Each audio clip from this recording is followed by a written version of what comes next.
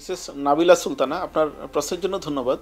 আপনি বলেছেন আপনার পলিসিস্টিক ওভারি আছে। পলিসিস্টিক ওভারি থাকলে যে প্রবলেমগুলো হয়, মাসিক অনিয়মিত হওয়া, মাসিক অনিয়মিত হলে তখন সবাই নরমেন্স খেতে চায়, নরমেন্স খেলে পিরিয়ড হয়, নরমেন্স বন্ধ করলে পিরিয়ড আবার বন্ধ হয়ে যায়। এটা আপনার প্রবলেম না, এটা যাদের পলিসিস্টিক ওভারি আছে তারা এই সাইকেলের মধ্যেই থাকে।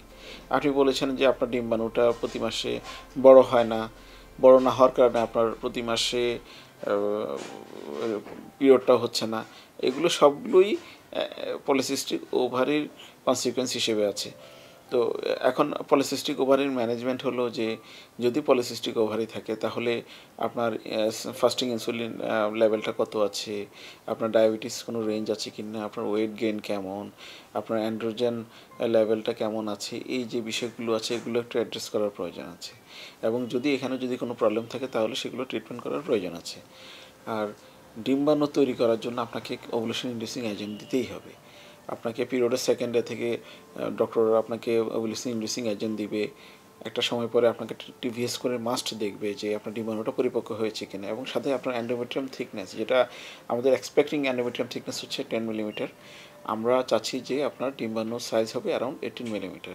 যদি আপনার 18 মিলিমিটার সাইজ হয়, আপনার 10 মিলিমিটার অ্যান্ডোমেট্রিয়াম হয়, এবং যদি আপনার ডিম্বাণুটা রিলিজ হয়, এটা এলএইচ কিট দিয়ে আপনি ওভুলেশন কিট দিয়ে কনফার্ম করে নিলেন যে আপনার ডিম্বাণুটা রিলিজ হয়েছে, তখন আপনি হাজব্যান্ড ওয়াইফ ফিজিক্যাল রিলেশনটা করবেন।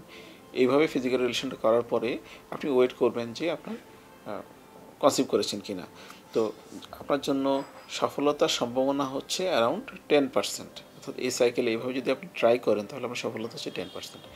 তো আপনি চাচ্ছেন একটা বেবি, দ্যাট মিনস আপনি 100% চাচ্ছেন। তো 100% চাচ্ছেন মানে আপনাকে কিন্তু এরকম 10 টাইমস ট্রাই করতে হবে, 10 মাস ধরে ট্যাবলেট ইঞ্জেকশন দিয়ে ট্রাই করে যদি দেখেন যে আপনার ডিম্বাণুগুলো পরিপক্ক হয়েছে, তারপরেও আপনি কনসিভ করছেন না, তখন আমাদেরকে আরও কিছু বিষয়ের উপর জোর দিতে হবে। তার মানে ডিম্বাণু আসছে, আমি শিওর হয়ে গেলাম।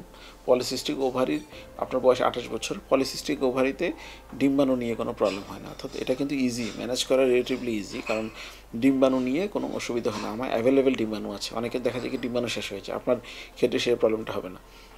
তো আমরা এখন আপনার টিউব কেমন আছে আমি জানি না, আপনার ইউটেরাসের কন্ডিশন, আদার্স কোনো পলিপ, যেমন অ্যান্ডোমেট্রিয়ামে যদি কোনো পলিপ থাকে তাহলে প্রেগনেন্সি ডিস্টার্ব হয়। এটা যখন টিভিএস করা হয় তখন সনোলজিস্ট বলে দেওয়ার কথা যদি কোনো পলিপ বা ফাইব্রয়েড বা আদার্স কোনো প্রবলেম থাকে তাহলে সেক্ষেত্রে আপনাকে অ্যাড্রেস করবে।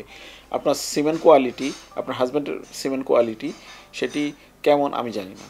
তো যখন আপনি এগুলো ফেল করবেন তখন আমাদেরকে এই পয়েন্টগুলোতে অ্যাড্রেস করতে হবে যে আপনার ইউটেরাসে কোনো পলিপ আছে কি না, আপনার ইউটেরাসে কোনো প্রবলেম আছে কি না, আপনার টিউব কেমন আছে, আপনার হাজব্যান্ড স্পাম কোয়ালিটি কেমন আছে, সেটি কি প্রেগনেন্সির জন্য অপটিমাল কি না। এই বিষয়গুলো আমরা যখন টেস্ট টিউব করি আমাদেরকে প্রতিনিয়ত সিদ্ধান্ত দিতে হয় যে এই সিমেন্ট কোয়ালিটি থেকে কিভাবে আমি আইভিএফে একটা এমব্রয় বানাবো। তো আমার মনে হয় বেস্ট হয় যদি আপনি যদি ফেল করতে থাকেন, আপনি যদি এভাবে যদি ওভুলেশন ইন্ডিউসিং এজেন্ট ইউজ করে থাকেন এবং ওভুলেশন যদি হয়ে থাকে আপনার, আপনি যদি ফেল করতে থাকেন তাহলে আপনাকে ডেফিনেটলি একজন টেস্ট বিশেষজ্ঞের সাথে আপনার হাজব্যান্ডের স্পাম কোয়ালিটি নিয়ে আপনাকে একটু ডিসকাশন প্রয়োজন হচ্ছে, কারণ স্পাম কোয়ালিটি খারাপ হলে কিন্তু আপনি প্রেগনেন্সিটা আসলে পাবেন না। তো এই বিষয়গুলো আমি যেগুলো বলেছি সেগুলো আপনি অ্যাড্রেস করার ট্রাই করুন, অথবা আপনি একজন বিশেষজ্ঞ চিকিৎসকের সাথে এই বিষয়গুলো নিয়ে আলোচনা করুন। হয়তোবা উনি আপনাকে আমার চাইতে হয়তো বেটার গাইডলাইন দিতে